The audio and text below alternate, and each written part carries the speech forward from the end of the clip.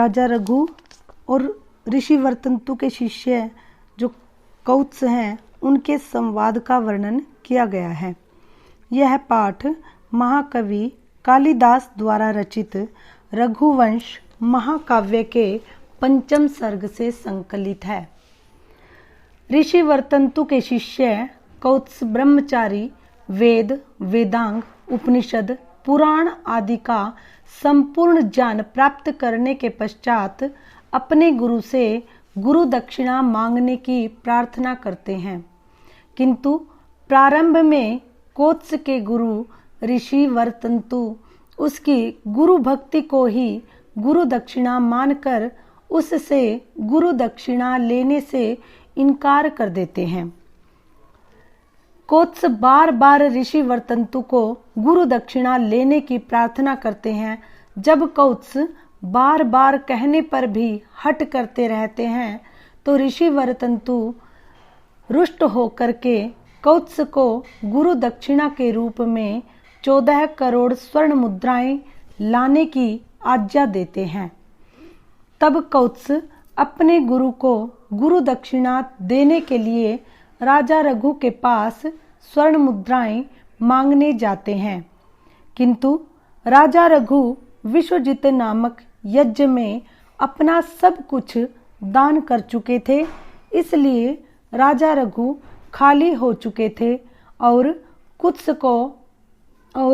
कौत्स को स्वर्ण मुद्राएं देने के लिए रघु धन के स्वामी कुबेर पर आक्रमण की तैयारी करते हैं, किंतु धनपति कुबेर राजा रघु से भयभीत होकर राजा रघु के कोष में स्वर्ण की वर्षा कर देते हैं, जिससे राजा रघु प्रसन्न हो जाते हैं और अपने कोष से 14 करोड़ स्वर्ण मुद्राएं कौत्स को देकर उसे संतुष्ट कर विदा करते हैं।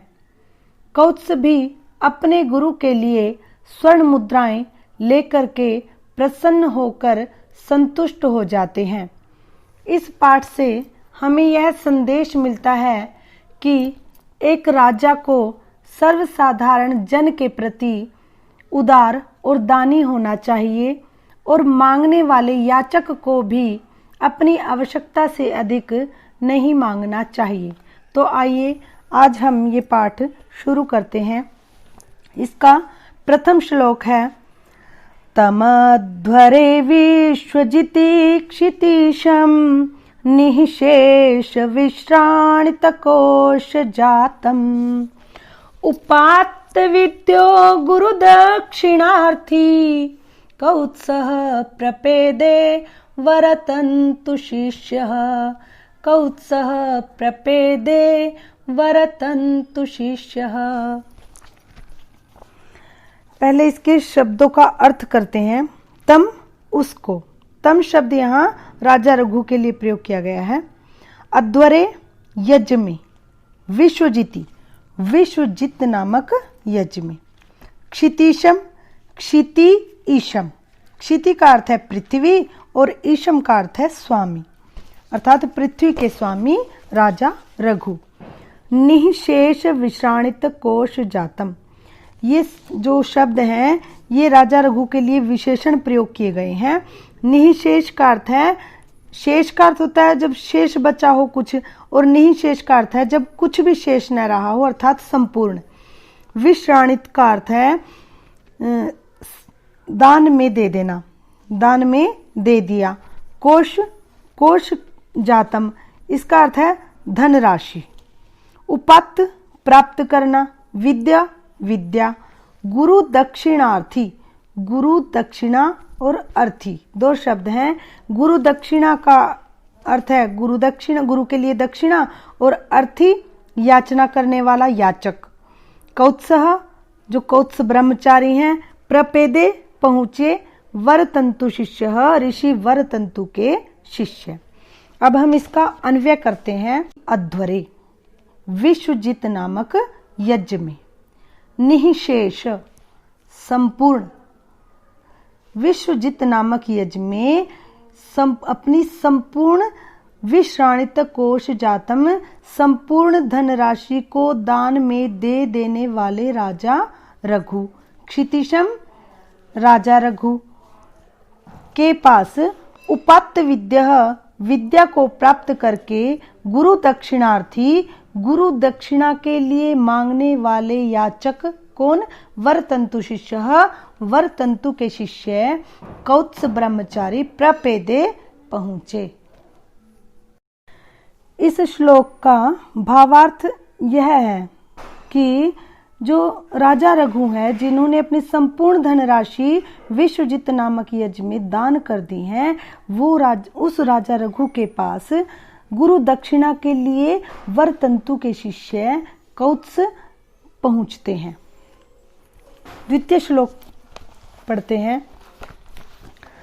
समृन्मये वीत हिरण्मयत्वात् पात्रे निधायार्घ्यमनर्घशीलः, श्रुत प्रकाशम यशसा प्रकाशः, प्रत्युज्जगामातिथिमातिथेयः, प्रत्युज्जगामातिथिमातिथेयः। स वह, मृण्मय, वह शब्द जो है यहाँ राजा रघु के लिए प्रयोग किया है। मृण्मय मिट्टी से बने हुए, वीत समाप्त होना, हिरणमयत्वात् सोने से बने हुए। हिरण शब्द जो है वो सोने के लिए प्रयोग किया गया, सुवर्ण के लिए। तो सोने से बने हुए बर्तनों या पात्र, पात्रे यहाँ बर्तन कहेंगे, पात्र का अर्थ निधाए रख कर, अर्घ्यम अर्घ्य सामग्री अर्थात पूजा सामग्री, अनर्घशीलः, अनर्घशीलः यहाँ शब्द जो है ये राजा रघु के लिए विशेषण है, जिसका अर्थ है असाधारण स्वभाव वाले राजा रघु। श्रुत प्रकाशम, श्रुत, श्रुत का अर्थ होता है वेद अर्थात वेद ज्ञान से, प्रकाशम प्रकाशवान, यशसा यश से, प्रकाशः प्रकाशित, प्रत्युज्जगाम की ओर उठ करके गए, अतिथिम अतिथि, और आतिथेयः, आतिथेय का अर्थ है अतिथि का सत्कार करने वाले राजा रघु। ये भी आतिथेय शब्द जो है ये भी राजा रघु के लिए विशेषण प्रयोग किया गया है। तो अब इसका अन्वय से अर्थ करते हैं। सह वह, वह कौन? राजा रघु। अनर्घशीलः प्रशंसनीय स्वभाव वाले राजा रघु, यशसा प्रकाशः यश से प्रकाशवान राजा रघु, आतिथेय अतिथि का सत्कार करने वाले राजा रघु। ये सभी जो विशेषण है ये राजा रघु के लिए प्रयोग किए गए हैं। वीत हिरण्मयत्वात्, सोने के पात्र के समाप्त होने के कारण, मृण्मय मिट्टी से बने हुए, पात्रे पात्र में, श्रुत प्रकाशम वेद ज्ञान से प्रकाशित, अतिथिम अतिथि जो कौत्स हैं उनके, प्रत्युज्जगाम उनकी ओर उठ करके गए। इस श्लोक में यह बताया गया है कि जो राजा रघु हैं वो मिट्टी के पात्र में, इसका अन्वय से अर्थ करते हैं। स वह, अनर्घशीलः प्रशंसनीय स्वभाव वाला अर्थात असाधारण स्वभाव वाले राजा रघु, यशसा प्रकाशः यश से प्रकाशवान राजा रघु, आतिथेयः अतिथि का सत्कार करने वाले राजा रघु। ये सभी जो है शब्द ये विशेषण है राजा रघु के लिए। तो वीत हिरण्मयत्वात्, सोने के पात्र के समाप्त होने के कारण वे राजा रघु मृण्मय मिट्टी से बने हुए, पात्रे पात्र में, अर्घ्यम अर्घ्य सामग्री अर्थात पूजा सामग्री को निधाए रख करके, शुद्ध प्रकाशम, शुद्ध प्रकाशम जो शब्द है ये कौत्स के लिए विशेषण है।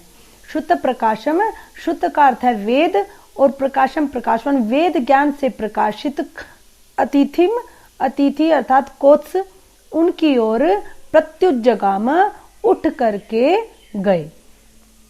अर्थात इस श्लोक में यह कहा गया है कि जो राजा रघु हैं वो सोने के बर्तन समाप्त होने के कारण मिट्टी से बने हुए पात्र में पूजा सामग्री को रख करके वेद ज्ञान से प्रकाशित अतिथि जो हैं कौत्स, उनकी ओर उठ करके गए उनका स्वागत करने के लिए। तृतीय श्लोक पढ़ते हैं। तमर्चयित्वा विधिवत विधिज्यः तपोधनं मानधनाग्रयायि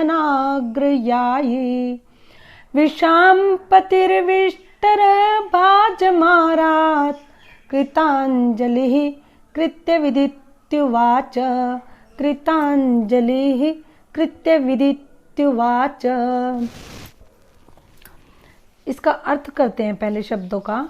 तम उसको, तम शब्द जो है यहाँ कौत्स के लिए प्रयोग किया गया है। अर्चित्वा अर्चना करके अर्थात पूजा करके, विधिवत विधि पूर्वक, विधिजः विधि का ज्ञान जानने वाला, तपोधनम तपस्वी, मान धनाग्रयायी, मान सम्मान अर्थात स्वाभिमान, स्वाभिमान ही धन है जिसका, अग्रयायी ऐसे लोगों में जो सबसे अग्रणी है, अग्रयायी का अर्थ है अग्रणी, अर्थात स्वाभिमान ही धन है जिनका, ऐसे लोगों में जो सबसे आगे हैं, ऐसे राजा रघु के लिए ये विशेषण प्रयोग किया गया है।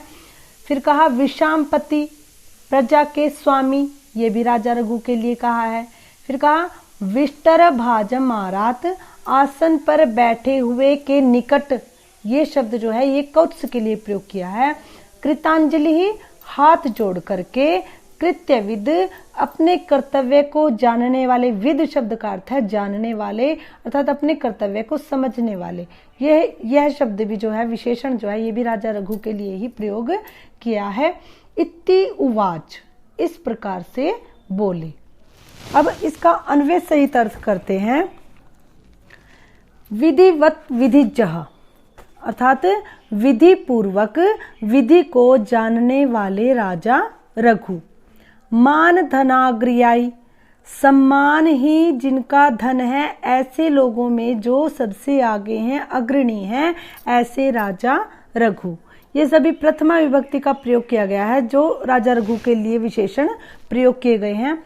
विशाम्पति प्रजा के स्वामी, कृत्यविद अपने कर्तव्य को अच्छी प्रकार से जानने वाले राजा रघु, तम तपोधनम उस तपस्वी की अर्चित्वा अर्थात उस तपस्वी को की अर्चना करके या पूजा करके उनकी, विष्टर भाजम आरात आसन पर बैठे हुए उस तपस्वी के निकट, आरात का अर्थ है निकट में जा करके क्या करते हैं, कृतांजलि हाथ जोड़ करके, इति उवाच इस प्रकार से बोले। इस श्लोक में यह कहा गया है कि विधि पूर्वक विधि को जानने वाले और सम्मान ही जिनका धन है, उनमें सबसे आगे रहने वाले राजा रघु और प्रजा के स्वामी राजा रघु, कृत्यविद अपने कर्तव्य को अच्छी प्रकार से समझने वाले राजा रघु, तम तपोधनम उस तपस्वी कौत्स की अर्चित्वा पूजा करके, आसन पर बैठे हुए, विष्टर भाजम आरात आसन पर बैठे हुए के निकट जा करके, कृतांजलि हाथ जोड़ करके इस प्रकार से बोले। क्या बोलते हैं अगले श्लोक में बताया है। प्यग्रणिर्मंत्र कृताम ऋषीणाम कुशाग्र बुद्धे कुशली गुरुस्ते यतस्त्वया जानमशेषमाप्तम् लोकेन चैतन्यमिवोष्णरश्मिः, लोकेन चैतन्यमिवोष्णरश्मिः। इस श्लोक का अर्थ करते हैं पहले शब्दों का। अपि भी अग्रणी आगे है, मंत्र कृताम ऋषिणाम मंत्रों को जानने वाले ऋषियों में या ऋषियों के, कुशाग्र बुद्धे, ये कुशाग्र बुद्धे शब्द जो है ये कौत्स के लिए राजा रघु ने प्रयोग किया है। कुशली कुशल, गुरु गुरु ते तुम्हारे, यतः जिनसे, त्वया तुम्हारे द्वारा, जानम ज्ञान अशेषम संपूर्ण आप्तम प्राप्त कर लिया गया है। लोकेन संसार के द्वारा चैतन्यम जागृति इव शब्द जो है यहाँ समानता दिखाने के लिए प्रयोग किया गया है। उष्ण रश्मि है सूर्य की किरणें, रश्मि शब्द जो है वो किरण के लिए है, तो सूर्य की किरणों से। अब इसका अन्वय सहित अर्थ करते हैं। अब पिछले श्लोक में बताया उन्होंने कि राजा रघु जो है वो बोलना प्रारंभ करते हैं। क्या बोलना प्रारंभ करते हैं कि हे कुशाग्र बुद्धि, हे कुशाग्र बुद्धे, हे तीव्र बुद्धि वाले कौत्स, अप्यग्रणीर मंत्र कृताम ऋषिणाम। अप्यग्रणी जो आगे हैं, मंत्र कृताम ऋषिणाम मंत्रों को जानने वाले ऋषियों में जो सबसे आगे हैं, ते तुम्हारे गुरु, वो गुरु कुशली, कुशल तो हैं, कि आपके वो गुरु कुशल तो हैं। यतः जिनसे त्वया तुम्हारे द्वारा ज्ञानम ज्ञान को, अशेषम संपूर्ण ज्ञान को, आप्तम प्राप्त किया है, या तुम्हारे द्वारा जिनसे संपूर्ण ज्ञान प्राप्त कर लिया गया है, ऐसे वो तुम्हारे जो गुरु हैं वो कुशल तो हैं। उष्ण रश्मि है सूर्य, और आपने उनसे कैसे ज्ञान को प्राप्त किया है, जैसे यह जो संसार है लोकेन, ये इस संसार के द्वारा उष्ण रश्मि है सूर्य की किरणों से चैतन्यम चेतनता प्राप्त की जाती है, उसी प्रकार से आपने अपने गुरु से संपूर्ण ज्ञान को प्राप्त कर लिया है। इस श्लोक में राजा रघु जो हैं वो कौत्स को कहते हैं कि हे तीव्र बुद्धि वाले, जो आपके गुरु हैं वो मंत्रों को जानने वाले ऋषियों में सबसे आगे हैं और वो कुशल तो हैं, और आपने उनसे संपूर्ण ज्ञान को ऐसे प्राप्त कर लिया है जैसे यह संसार सूर्य की किरणों से चेतनता अर्थात जागृति प्राप्त करता है। अर्हतो नाभिगमेन तृप्तम मनो नियोग क्रिययोत्सुकम में अप्याजया शासितुरात्मना वा प्राप्तोऽसि संभावयितुं वनान् माम्, प्राप्तोऽसि संभावयितुं वनान् माम्। इसका शब्दों का अर्थ कर लेते हैं। तब तुम्हारा, अर्हतः, अर्हतः शब्द जो है इसका अर्थ है पूजनीय, और ये शब्द जो है कौत्स के लिए प्रयोग किया गया है। नाभिगमेन, न नहीं, अभिगमेन आगमन मात्र से, आने मात्र से, तृप्तम संतुष्ट होना या तृप्त होना, मनो मन, नियोग क्रिया, नियोग क्रिया उत्सुकम, ये शब्द है यहाँ। नियोग क्रिया का अर्थ है आज्ञा पालन में लगा हुआ, उत्सुकम उत्सुक में मेरा। अपि शब्द जो है वो यहाँ प्रश्न किया गया है, इसलिए पहले लगाया गया है कि अपि भी आज्ञा, आज्ञा के द्वारा, शासित हो गुरु की, आत्मना अपनी, वा अथवा, प्राप्तो असि प्राप्त हुए हो, संभावयितुम प्रसन्न करने के लिए, अथवा फिर इसका अर्थ है कृपा करने के लिए, वनान वन से, माम मुझ पर। अब इसका अन्वय से अर्थ कर लेते हैं। अर्हतो, ये शब्द पहले लेंगे, सबसे पहले अर्हतो कि पूजनीय, हे पूजनीय, नियोग क्रियो उत्सुकम, आज्ञा पालन के लिए उत्सुक, में मना मेरा मन, तब अभिगमेन आपके आगमन मात्र से, न तृप्तम तृप्त नहीं हुआ है। जो राजा रघु हैं वो कौत्स को कहते हैं कि हे पूजनीय, आज्ञा पालन के लिए उत्सुक मेरा मन आपके आगमन मात्र से तृप्त नहीं हुआ है, अर्थात मैं चाहता हूं कि आप मुझे आज्ञा दीजिए। मैं आपके आगमन मात्र से संतुष्ट नहीं हुआ हूं, मैं चाहता हूं कि आप मुझे आज्ञा दीजिए और मैं आपकी आज्ञा का पालन करूं। इसलिए मेरा जो मन है वो आपके आगमन मात्र से संतुष्ट नहीं हुआ है। शासितु, फिर प्रश्न करते हैं राजा जो है वो प्रश्न करते हैं कौत्स से कि शासितुः अप्याज्यया, कि आप गुरु की आज्ञा से, शासितुः गुरु की अप्याज्या आज्ञा से, आत्मनावा या फिर अपने आप ही अपनी इच्छा से, वनात् वन से, माम मुझे, संभावितुम प्रसन्न करने के लिए, प्राप्तोसी प्राप्त हुए हो या यहाँ पधारे हो। इस श्लोक में जो राजा रघु हैं वो कौत्स से प्रश्न करते हैं कि हे पूजनीय, आप यहाँ अपने गुरु की आज्ञा से यहाँ पर आए हो या फिर वन से मुझे प्रसन्न करने के लिए, मुझ पर कृपा करने के लिए यहाँ पर आए हो। अगला श्लोक शुरू करते हैं। इत्यर्घ्य पात्रानुमित व्ययस्य रघोरुदारामपि गां निशम्य स्वार्थोपपत्तिं प्रतिदुर्बलाश स्तमित्यवोचत् वरतन्तु शिष्यः, स्तमित्यवोचत् वरतन्तु शिष्यः। शब्दों का अर्थ करते हैं। इति इस प्रकार, अर्घ्य पात्र पूजा सामग्री का पात्र, अनुमित अनुमान लग जाता है जिसका, व्ययस्य खर्चे का, व्यय का, रघो राजा रघु की, उदारामपि उदार, गाम वाणी, निशम्य सुन करके, स्वार्थोपपत्तिम अपने अर्थ की उपपत्ति अर्थात अपने प्रयोजन की उपपत्ति या प्राप्ति, प्रति के प्रति, दुर्बल आशा वाले, तम इति अवोचत, तम उसको किसको, राजा रघु को। तम शब्द यहाँ जो है वो राजा रघु के लिए प्रयोग किया गया है। इति इस प्रकार से, अवोचत बोले, वरतंतु शिष्य, वरतंतु के शिष्य कौत्स। यहाँ पर जो कौत्स हैं वो बोलना प्रारंभ करते हैं। अब इसका अन्वय सहित अर्थ करते हैं। इति इस प्रकार, अर्घ्य पात्र अर्थात पूजा सामग्री का जो पात्र है उसके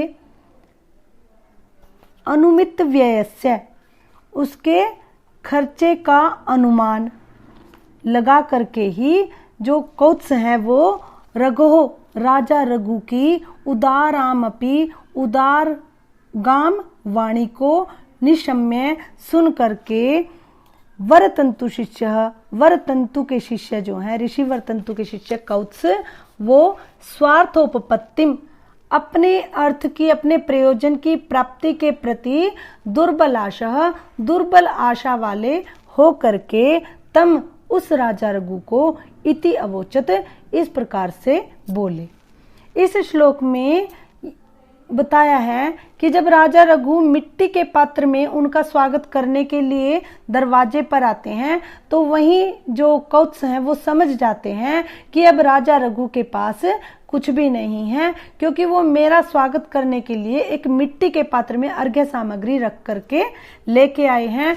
तो वो वहीं पर उसके खर्चे का अनुमान लगा लेते हैं उस अर्घ्य पात्र के, और उस खर्चे का अनुमान लगा करके ही वो राजा रघु की उदार वाणी को सुन करके अपने जो उनका प्रयोजन है स्वर्ण मुद्राएं मांगने का, उस प्रयोजन की प्राप्ति के प्रति जो है उनकी आशा दुर्बल हो जाती है कि राजा रघु से अब उन मुद्राओं की प्राप्ति नहीं हो सकती। तो ऐसे वो दुर्बल आशा वाले कौत्स जो हैं उनको, तम उस राजा रघु को इस प्रकार से बोले। अगला श्लोक प्रारंभ करते हैं। सर्वत्र नो वार्तमवेहि राजन्, नाथे कुतस्त्वय्यशुभं प्रजानाम्, सूर्ये तपत्या वर्णाय दृष्टेः, कल्पेत लोकस्य कथं तमिश्रा, कल्पेत लोकस्य कथं तमिश्रा। अर्थ करते हैं सर्वत्र सभी प्रकार से। वैसे तो सर्वत्र का अर्थ होता है सभी जगह, लेकिन यहाँ इसका अर्थ है सभी प्रकार से। नो न हमारी, वार्तम वार्तम का अर्थ वैसे तो बात होता है, लेकिन यहाँ अर्थ है इसका कुशलता। अवेही समझो, जानो। राजन, हे राजन। नाथे, स्वामी। कुतः, कहाँ या कैसे। त्वयि, त्वयि अशुभम, दो शब्द हैं यहाँ। त्वयि अशुभम, त्वयि का अर्थ है आपके, अशुभम अशुभ, प्रजा नाम प्रजा का, सूर्य सूर्य, तपत्या तपने पर, सूर्य के तपने पर अर्थात सूर्य के निकलने पर, प्रकाशवान होने पर। आवरणाए ढकने के लिए, दृष्टे दृष्टि, कल्पेत कल्पना करना, लोकस्य संसार की, कथम कैसे, तमिश्रा अंधकार के द्वारा। अब इसका अन्वय से अर्थ करते हैं। यहाँ जो कौत्स हैं, हमने पिछले श्लोक में पढ़ा कि वो बोलना प्रारंभ करते हैं जब उनकी जो आशा है दुर्बल हो जाती है अपने प्रयोजन की प्राप्ति के प्रति, तो वो बोलना प्रारंभ करते हैं कि हे राजन, राजन, हे राजन, सर्वत्र सभी प्रकार से न हमारी वार्तम में ही कुशलता को समझो, कि हम सभी प्रकार से कुशल हैं, आप इस बात को जानो। प्रजा नाम, और प्रजा के, त्वयि आप जैसे, जिस प्रजा के आप जैसे, नाथे स्वामी हो, अशुभम कुतः, उसका अशुभ कैसे हो सकता है। कि हे राजन, आप जैसे स्वामी के होते हुए प्रजा का अशुभ नहीं हो सकता। और जिस प्रकार से सूर्य तपती, सूर्य के तपने पर अर्थात सूर्य के प्रकाशवान होने पर, तमिश्रा अंधकार के द्वारा, लोकस्य इस संसार की, दृष्टि दृष्टि का, आवरणाए दृष्टि को, आवरणाए ढकने में, कथम कल्पेत कैसे कल्पना कर सकता है। अर्थात सूर्य के प्रकाशवान होने पर अंधकार जो है वो संसार की दृष्टि को ढकने की कैसे कल्पना कर सकता है, अर्थात कैसे समर्थ हो सकता है। यहाँ पर सूर्य के साथ राजा की समानता की गई है कि जैसे सूर्य के प्रकाशित होने पर अंधकार संसार की दृष्टि को नहीं ढक सकता, उसी प्रकार से हे राजन, आपके होते हुए हम इस प्रजा का, हम जैसी प्रजा का कोई भी अशुभ नहीं हो सकता। अगला श्लोक प्रारंभ करते हैं। शरीर मात्रेण नरेंद्र तिष्ठन्, आभासि तीर्थ प्रतिपादितर्धिः, आरण्यकोपात्त फल प्रसूतिः, स्तंभेन निवार इवावशिष्टः, स्तंभेन निवार इवावशिष्टः। अर्थ करते हैं, शरीर मात्रेण, शरीर मात्र से, नरेंद्र, नरेंद्र शब्द यहाँ राजा रघु के लिए प्रयोग किया है कि हे नरेंद्र, हे नरों के राजा, तिष्ठन बैठे हुए, आभासी सुशोभित हो रहे हो, तीर्थ प्रतिपादित तर्धि, यहाँ शब्द है तीर्थ प्रतिपादित और रिद्धि, तीन शब्द हैं। तीर्थों में दान दे दी है, रिद्धि अपनी सारी धनराशि जिसने, ऐसे राजा रघु। आरण्यक, आरण्यक है जो अरण्य, अरण्य शब्द जो है वो जंगल का पर्यायवाची है, वन का पर्यायवाची है। तो आरण्यक कौन है, जो अरण्य में रहने वाले हैं, अरण्य में रहने वाले अर्थात जंगल में कौन रहते हैं, मुनि लोग, आरण्य कहा। उपात्त प्राप्त कर लेते हैं, फल फलों को, प्रसूति ही उत्पन्न होने वाले फलों को, स्तंभेन डंठल मात्र से, स्तंभ मात्र से, डंठल मात्र से, निवार निवार के पौधे के, इव समान, अवशिष्ट शेष रह जाते हैं। अब इसका अन्वय से अर्थ करते हैं। यहाँ कौत्स बोलते हैं, पिछले श्लोक में उन्होंने बताया कि हम बिल्कुल कुशल से हैं, कुशलता से हैं, और आप जैसे राजा के होते हुए हम जैसी प्रजा का कैसे अशुभ हो सकता है। अब कह रहे हैं कि हे नरेंद्र, हे नरेंद्र, तीर्थ प्रतिपादित रिद्धि, तीर्थों में अपनी संपूर्ण धनराशि दान में दे करके, शरीर मात्रेण, शरीर मात्र से, तिष्ठन बैठे हुए आभासी सुशोभित हो रहे हो, कि आप अपनी संपूर्ण धनराशि तीर्थों में दान दे करके यहाँ केवल अपने शरीर मात्र से ही बैठे हुए सुशोभित हो रहे हो। अब आपके पास दान में देने के लिए कुछ भी नहीं है। और कैसे सुशोभित हो रहे हो? जैसे निवार इव, जैसे निवार का पौधा कब सुशोभित होता है? जैसे जब आरण्य को पात फल प्रसूति ही, आरण्यक लोग जो हैं, मुनि लोग जो हैं, उनके उत्पन्न हुए फलों को प्राप्त कर लेते हैं और वो निवार के पौधे स्तंभेन डंठल मात्र ही अवशिष्ट शेष रह जाते हैं। अर्थात आप उस निवार के पौधे के समान यहाँ पर अपने शरीर मात्र से बैठे हुए सुशोभित हो रहे हो, जिस निवार के पौधे से मुनि लोग उनके फलों को प्राप्त कर लेते हैं और वो केवल डंठल मात्र ही शेष रह जाते हैं। अगला श्लोक प्रारंभ करते हैं। तदन्यतस्तावदनन्य कार्यो गुर्वर्थमाहर्तुमः यतिषे स्वस्त्यस्तु ते निर्गलिताम्बुगर्भं शरद्घनन्नार्दति चातकोऽपि, शरद्घनन्नार्दति चातकोऽपि। अर्थ करते हैं। तद तब, तो, अन्यतः अन्य किसी और स्थान से या अन्य किसी और राजन से, तावद इसलिए, अनन्य कार्यो, अन्य कार्य का अर्थ है जिसके पास अन्य कार्य है, लेकिन अनन्य कार्य अर्थात जिसके पास अन्य कोई कार्य नहीं है। जो ये शब्द प्रयोग किया है, ये विशेषण, ये कौत्स जो है वो अपने आप के लिए प्रयोग कर रहे हैं कि मेरे पास गुरु की जो दक्षिणा देने के अतिरिक्त अन्य कोई मेरे पास कार्य नहीं है। गुरु अर्थम, गुरु के लिए मांगने, गुरुवर्थम का अर्थ है गुरु के लिए, आहर तुम मांगने के लिए, तुम उन प्रत्यय है तो के लिए अर्थ में प्रयोग किया है। अहम मैं, यतिष्ये प्रयत्न करूंगा।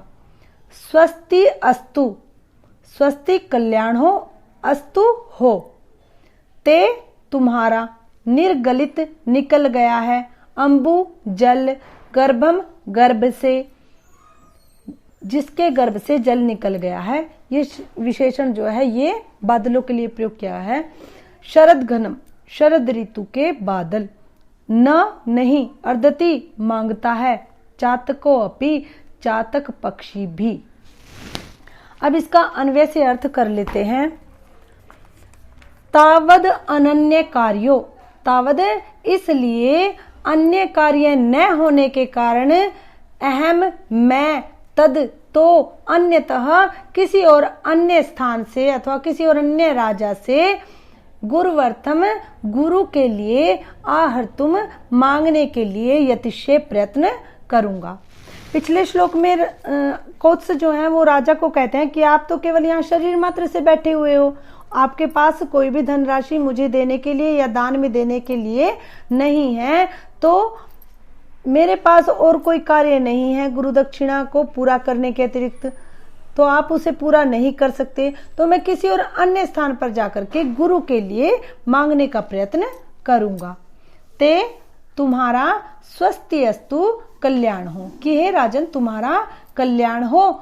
और निर्गलितांबु गर्भम, निर्गलितांबु गर्भम जो जल से खाली हो गए हैं, जिनका जल गर्भ से निकल गया है, ऐसे शरद घनम खाली हुए शरद ऋतु के जो बादल हैं उनसे तो चातक भी, चातक पक्षी भी नार्दती नहीं मांगता है, अर्थात याचना नहीं करता है। इस श्लोक में कौत्स जो है वो राजा को कहते हैं कि हे राजन, मैं तो अपने गुरु को दक्षिणा देने के लिए स्वर्ण मुद्राएं मांगने आया था और इसलिए मेरे पास अन्य कोई कार्य नहीं है, और इस अनन्य कार्य वाला मैं तो किसी और जगह पर जाकर, किसी और स्थान पर जाकर के वहां से गुरु के लिए मांगने का प्रयत्न करूंगा और आपका कल्याण हो।